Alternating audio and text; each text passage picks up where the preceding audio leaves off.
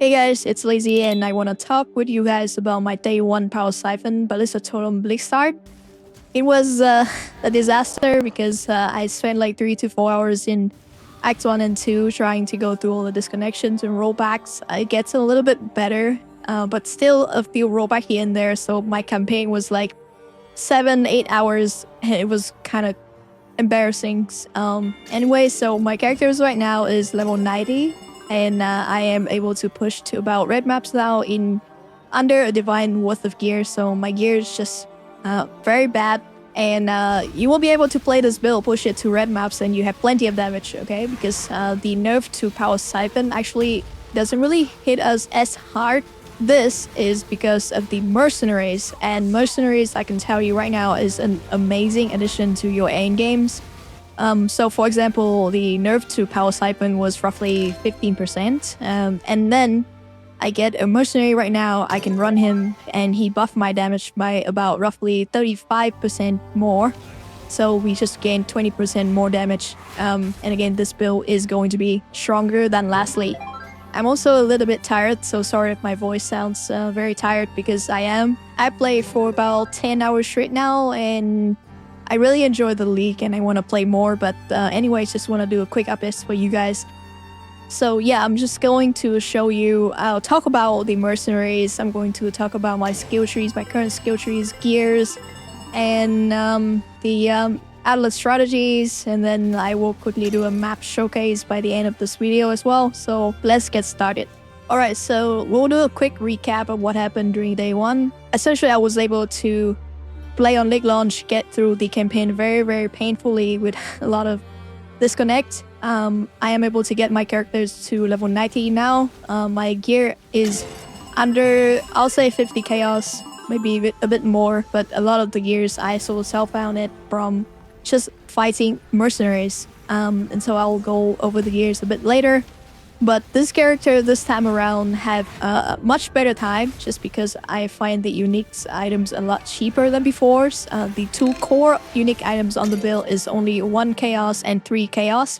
And you can very easily find chaos this time around when you are going through the campaign just because the Mercenaries drop some pretty good loots. Which means that if you are playing my build and you are in the campaign, always look for items that add more damage to your skills. Flat damage, lightning damage, pretty much any flat damage that works with attack or spell percent damage will also work.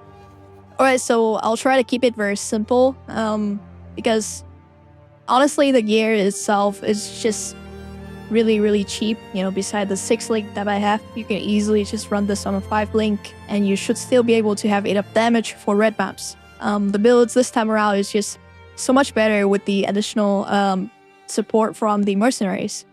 Anyway, so Piscator Virgils and Maya of the Council is what I consider to be the 2 core unique of this build, just because it adds so much more damage. And this time around, Maya of the Council is just so much more cheaper than the previous league. This time it's cost like 3 to 5 chaos, which you can easily get it right from the campaign and equipped it at like level 57, which that is what I did. And then we have Piscator Virgils, and this is like 1 chaos unique now. Again, very cheap. Malachite loops, you don't really need this. Previously, I was running just a rare shields. The main purpose of this is just to add 2 maximum power charge and give us a bit more increased spell damage per power charge because we have 6. So that's like 16 times 6 more increased spell damage. So yeah, it's pretty good, but it's not needed. If you want to run Malachite's Loop, you also need to get a ring with +1 to minimum power charge. And this time around, if you want to craft the minimum power charge, you need to be able to complete the toxic sewer maps, which will unlock that craft. Then you will be able to craft it on your ring. Because I was doing betrayals and I was picking up a lot of unveil rings, so I just unveiled this myself. With +1 to minimum power charge, I just buy a Malachite's Loop and start using it.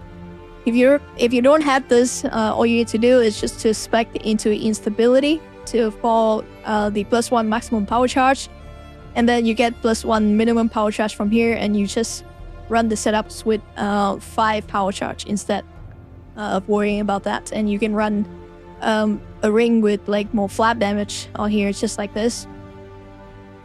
So all the other gears I got from Mercenary itself, like I'm not sure if GG is cooking something, but Mercenaries have insane gears. Like all the Mercenaries that I found, like some of them have pretty insane gears. Like this one just had a bunch of flat damage, all the stats that you want, and even open suffix where you craft resistance. This one have like bunch of flat damage, open prefix to craft the increased elemental damage with attack skills. Then the suffix itself is also amazing, like increased lightning damage, plus 12 to all elemental resistance, dexterities. And then this one also come from Mercenary as well. Very quickly about my skill trees, this is like a mix between the early mapping and transition to map setups that I was kind of wigging it. Not sure, I think I took off this because I have enough crits when I was running 6 power charge, so I might be over crit caps right now. I just didn't have time to put this into the PoE, so I'm not actually sure. I think I should be at 100% crit chance, but I'm not sure how much over cap I am, so I might make some adjustment here. Other than that, it's pretty simple. I got my 4th overlaps done. All in all, I think it's quite similar to the early mapping setups with less unique items, so it's even more SSF friendly. I'll say it was quite a surprise to see this build perform so much better. To be fair, we do have Mercenaries in this patch, which is probably one of the reasons why this is able to perform that well in red maps with such low budget. Which is why I'm going to talk a little bit about the Mercenaries of choice next. But without beating around the bush, the best one is going to be the one with Wrath Aura. But I was also testing a guy like this. So he has Enduring Cry for taunt. He have really tanky physical against physical damage. He have Bone Shatters or Stuns, Determination Aura, and Decoy Totem. So this guy is a tanker. I find him still dying sometimes, and I gave him some pretty tanky years, besides Chaos Resistant. So I didn't like it too much. This one, she has a lot of zombies. He has some skeletons, so a lot of body around to tank damage for me. So which is pretty nice in my opinion. And then she has Blasphemy and Feeble, which mean enemy also deal less damage. I was running with her for a bit, and I like it. But the last one, the last one have 2 things that I really like. So this one is this Fallen Emperor is the guy from Uber Labs, and he just like do a lot of damage. And this guy also is more tanky, but Wrath itself is just so strong. Like Wrath gives so much more lightning damage for me, and then you can combine that with Perquil tolls because it gives you damage with hit is lucky, and combine lucky with lightning damage is like the best combinations, just because lightning have such a huge range in damage. And then I give him Victario Charity so that he can increase the area effect of aura skill, so I get Wrath. Zealotry doesn't really go for us, but it helps a little bit when it creates the Consecrated Brow. And let me just quickly show you why I said so much more damage. So remember this number, 104, or just 100,000. If I go to any of the other zone, let's say Blood Aqueduct, you'll see that right now, right, so I get Perquil Toll buff, and I get Wrath Aura, and suddenly my damage is at 137,000, which is pretty insane. That's like 35% more. I'm just basing this off the tooltips. I haven't really put in PoE, and I'm not sure if this is something I'll do, but yeah, just for reference, Wrath Aura is pretty insane on our build, and then lucky damage with hit as well. So very, very cheap setups to run in the early games where you can push that, into red maps easily, I'll say, without issues. Alright, so you can kind of see this as my LS right now, and I made a video previous to this showcasing and explain my LS strategies and what I think behind it. But I can touch on it again because right now, as you get to map, your number one goal is to progress your atlas fast, unlock all these points as fast as possible, unlock all these maps, and try to get to T16 farming as soon as possible, get your voice stones. I'm actually very close to my voice stone. I just feel like I want to do this build first before I upgrade my gears, because I do want to upgrade my gears with some of the pretty expensive unique. But obviously, if you don't like this setups, I'm pretty confident that you can run 2 voice stone with the setups.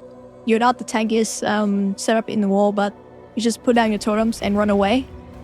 So your totem will do the work, so just make sure you avoid stuff. And it's kind of hard to get one shot on the setup too, because you are Mind Over Matter. Like, it takes 50% of your damage as mana, because you have 10% of damage is taken from mana before life here as well, together with Mind Over Matters. And then we have a huge HP pool as well, because we're running a lot of rare items. So in my other setups, I'm just lazy, so I run all the unique items, which mean that we don't have access to a lot of life. But this setup is actually quite tanky. So yeah, you can actually tank stuff, and because of agnostic, you can sustain stuff as well. So anyway, the strategy is just very simple. We are going to try our hardest to map sustain. And because Betrayal is very close by, I just run Betrayals. Betrayal is just a great mechanics to give you EXPs. As you can see here, I haven't even cleared my map to T16, but I am at level 90 just because I run a lot of Betrayal safe house. And how to run it is probably for another topic for another day, but there are many videos about it. Usually, like right now, you don't have to worry about it, but just go do it. Just try to raise the star of the members and execute them. But again, it's kind of vague. If you don't know about betrayals, you probably won't know what I'm talking about. But anyway, hope you guys going to have a good time playing this build. Maybe I'll do one map real quick just to showcase how this build play. Let's do this on a beach map. By the way, you can use all the binding to roll as well. Oh, okay, yes, great. It's cannot regen life in mana. Oh yes. So let me just run this, just in case you are wondering what kind of mods this build can do. This build can do all map modifiers. Maybe not alien reflect in the early part of the games before you're getting work LA, because your totem will kill itself. So yeah, you can kind of see like our mana regen really low. I should have come in here with a different mana pots, because this one is eternal mana as passive. It recovers so much less mana, but it still works. Like you can kind of see it still works. It's just not ideal. And without mana, we are also pretty squishy as well. But it's not a problem, because you can kind of see like totem playstyle. If you get used to the totem playstyle, you just get used to the playstyle. The way you move is you move around, like you're not going straight to the pack, right? You want to go to the left, to the right. Like you don't want to run head first into a pack, because you would die. Like I always say, this is a totem playstyle build. You play totems very differently, and it's generally very safe. We also do great damage because our totem uptimes is almost 100%. You can just put down new totem right away if your totem die. This map is kind of annoying, no regens. You can run all kind of other mods, just lower your damage. It shouldn't matter too much. And yeah, I guess I'm just gonna do this Maven invitation real quick as well to showcase like single target damage. I mean, single target damage is not the strongest, and you can definitely think of this build as a mapping build only. Yeah, I wouldn't take this build to farm boss. Like maybe you have to set it up differently, right? Like you wouldn't run Pierce when you're doing boss. You probably run something else, like maybe damage.